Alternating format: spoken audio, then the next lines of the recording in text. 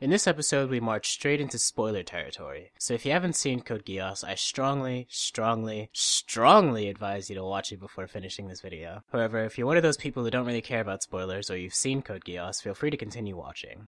Usually we hear Kato try to be pretty impartial to the anime we cover in these videos, but I'm gonna make an exception because I fucking love Code Geass. Of course, this isn't a review. I just want everyone who ever sees this to know that I can't even mention Code Geass without bringing up how much I love it. And one of the biggest reasons that I love it is that Lelouch is a great man. And the history of the world is but the biography of great men. At least that's what Thomas Carlyle said, describing his great man theory. The great man theory states that history is made up of individual famous events, and those events are caused by great men. And Code Geass has no shortage of what would be famous historical events in the real world, almost all of which are directly Lelouch's fault. And these events can be both good and bad. Giving Japan's rebellion against a powerful foreign nation a fighting chance? Lelouch. Forcing Princess Euphemia to commit genocide against a race of people who had grown to trust and believe in her? Lelouch. Assassinating the most powerful tyrannical emperor in human history? Lelouch. Becoming the most powerful tyrannical emperor in human history? Lelouch. Taking over literally the entire world? Yeah, you guessed it. Lelouch. But not everything lines up perfectly between Code Geass and a great man theory. A popular belief among great man theorists is that, historically, war is the natural state of man. The only way to attain peace is through the effort of one of these heroes, trying to keep everyone around them happy enough not to go to war. And historically, this has been the case. We grow up learning about the causes of war, but it's really peace that requires work. A historical example is one such great man who went to great lengths to propagate peace in Europe, Otto Von Bismarck. He's someone who's credited as having organized a series of wars that unified Germany. He then spent the remainder of his life after 1871 practicing masterful diplomacy to strengthen Germany's position. Basically, he made moves to ensure that Germany would never end up on the losing side of any wars that may have broken up by playing Germany's many enemies off of each other. And as a result, there was a complex diplomatic peace that was attained. Rulers are very rarely content with what they have. They tend to want or sometimes need more, and in the interest of that desire, they make attempts to expand their territory or attain resources that other nations or kingdoms may also need. These conflicts of interest lead to war, but it's only natural that they do. War is a natural result of a progressing nation, while peace is an earned result that requires much effort from the heroes who forge it. Ultimately, when those heroes die or lose power, their work falls apart, and the peace they instilled tends to fall apart as well. For example, when Otto Von Bismarck died, the eventual result was World War I. However, this creates a conflict in Code Geass. Sure, Lelouch definitely worked hard to instill peace during his lifetime, but after he supposedly died, we saw an epilogue narrated by Colin Koski, describing a world of continued peace even a year after Lelouch's death. The emperor of the world died,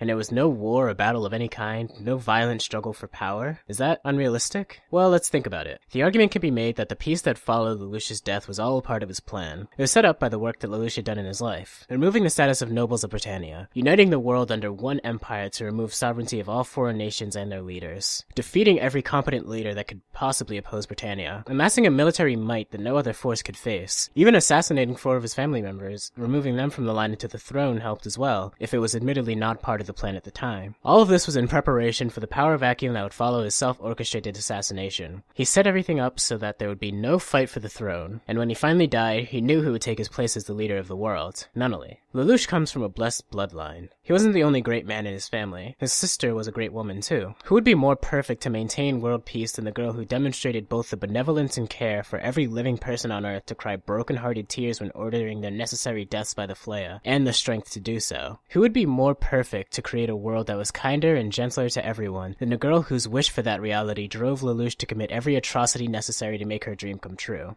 You might think she's too meek for the task, but don't forget that this is the only person we've ever seen overcome the power of kings through the sheer force of her will alone. There's no one more suited for the position than her. Of course, there was the risk of Cornelia taking charge as she was still alive, but I believe that Lelouch predicted that Cornelia wouldn't want to be queen, or that she would recognize Nunnally as a more fitting ruler, or if worse come to worst, Zero would ensure that Nunnally succeed Lelouch. A lot of this is personal speculation. Maybe Lelouch never expected Nunnally to take the throne. Personally, it just makes the most sense to me. Lelouch wanted Nunnally's ideal of a gentler world to become reality, so much so that he would go to any lengths to make it happen. But the best way to make sure that her wish would come true is to give her the power to make it happen. Even if he didn't plan for her to become empress, he must have at least hoped for it. Speaking of Zero, even if you don't buy any of that, Lelouch was smart enough to set up a failsafe. Ultimately, there were risks to the plan. Not only was the last in line to the throne out of all of Lelouch's siblings, there was no guarantee that she would be the one to rise to power, especially when Cornelia had already proved herself as a leader. Nunnally might not even want to take that role. To ensure her position, he cursed Suzaku twice, first ordering him to live, and then ordering him to live a life as Zero. And to make sure he'd succeed, he chose another great man to be Zero's strategist, his older brother Schneisel. Lelouch specifically ordered him with his Geass to serve Zero, not Lelouch, Zero. He made sure that once Suzaku took over as the man behind the mask, he would have Schneisel to ensure victory.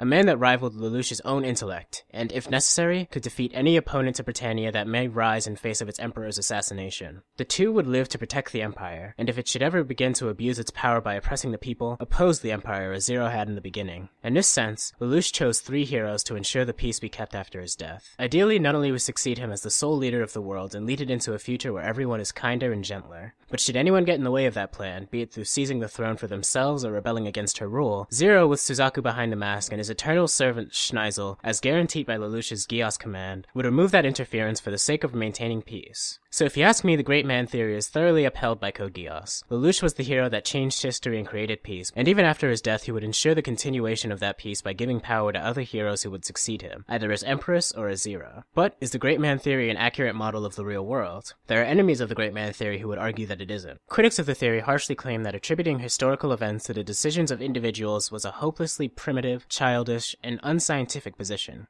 Well, that's how Herbert Spencer put it anyway. He believed that even if you were to credit these great men, they were merely consequences of their social environment. In his piece, The Study of Sociology, he wrote, "Before a great man can remake his society, society must make him." And this holds true to Code Geass as well. Would Lelouch have made his decision to obliterate Britannia if his mother hadn't died and he and his sister hadn't been cast away to Japan? Possibly, but probably not. Growing up alongside Japanese people as their country was being brutalized in a war against a military superpower fanned the flame of hatred for Britannia inside him, ultimately convincing him to change the status quo by force. In that sense, Lelouch as we know him was made by society. He was shaped by his father's apathy and the very real suffering that surrounded him from a young age into a force that would eventually change the world. So perhaps giving Lelouch all of the credit is maybe giving him too much. However, I'd like to offer a defense of the great man theory here. I think it's important to point out that the sociological view that even heroes are product of their society, while valid, also ignores the fact that great men are extraordinary because they rise above their peers, who live in the same society that they do. It's not as though sociological factors are the only ones that influence these men to rise to greatness. Sure, Lelouch was convinced that he should obliterate Britannia because of what happened to his mother and sister, but there are others who share his animosity towards the Empire.